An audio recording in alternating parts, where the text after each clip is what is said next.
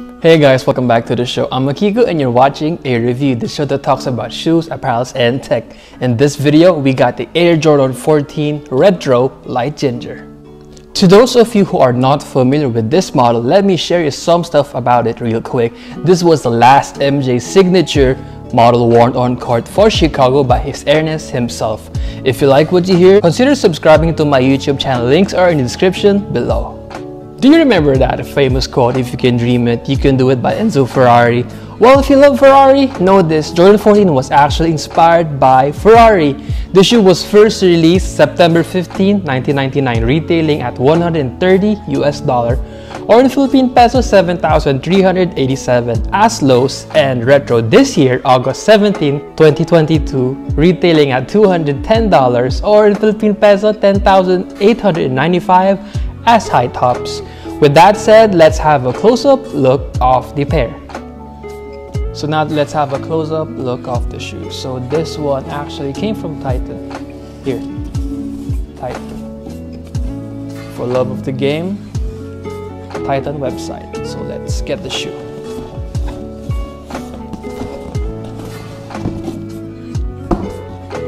And now we have the box. We have a sleek box there.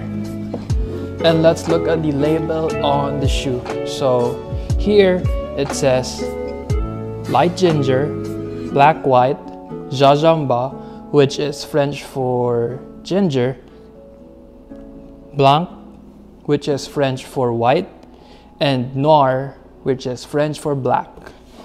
There. So they've decided to actually put it in a sleek box this time. There.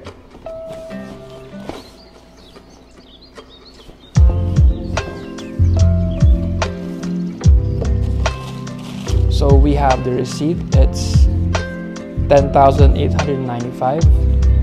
Let's put it aside. We have this there. And on the side of the box, over here, we have here 243090-22 Air Jordan 14 LG 21, which is the year and the dimensions of the shoe. Now let's get the pairs out.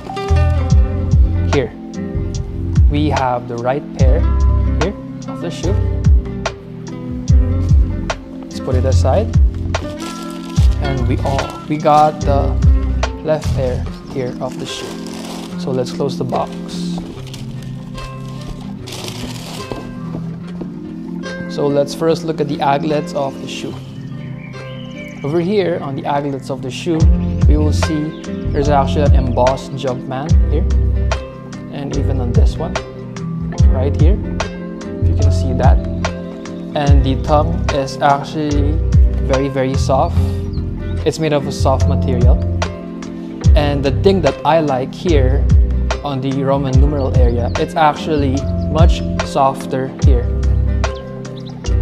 than the OGs, because the OGs were actually very stiff that you could not even bend it like this. And here's the tongue, so you can authenticate the shoe that you have. And over here we have the medial and lateral side of the shoe. On this part, we can see that there's actually the logo here, which is where the Ferrari comes in. And we have here this part, which was actually inspired by the racetracks or the tires of Ferrari. And here, this is actually made up of synthetic and textile material. And the midsole is actually made of Phylon, encapsulated in Zoom Air unit in the forefoot, which is here, and the heel area, which is around here, which also has a hint of gloss on the teeth area, which brings stability to the shoe.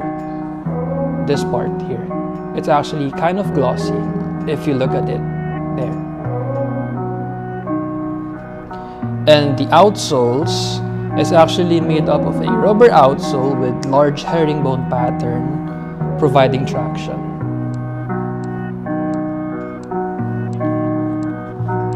So there's actually some things that you need to know about the Jumpman. The Jordan 14 actually has 7 Jordan logos on each shoe. Let me share with you the 7 logos. 1, 2, 3, 4, 5, 6, and 7. So that's a total of 14. Let's now have a quick montage of the shoe. Let's now have a quick montage of the Jordan 14 Retro Light Ginger.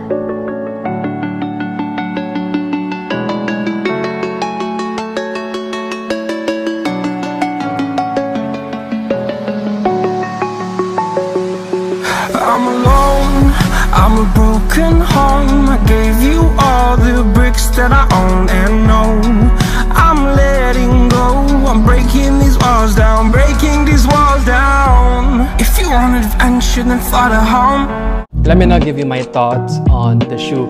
So they definitely fit to the size, but if you're a significantly wide-footed person, they go narrow around the pinkies, so I suggest going half to a full size up. I'm just really happy that they re-released one of the original 14 lows back in the day. I'm giving those kudos for this. The yellow on these are as good as the new Jordan 1 taxis that recently released. One thing that really took me off on these is actually the quality control of the shoe. I do believe it's a case-to-case basis though, but check these out. So an issue that I found on these shoes are actually the scuffs on the shoe. This is kind of a quality control that I found. There's tons of scuffs on the shoe there. And here, when they came in, there's actually lots of scratches like these ones. There, the leather is kind of like this. I'm not sure, but this is a case-to-case basis, which I've said earlier. There's lots of extra gluing here. Here, there's lots of excess glues there. It goes all around. Oh, these are ventilations, by the way. And here, on one of the shark teeth. Here, this is the shark teeth. And there's actually a small area here which is kind of broken because there.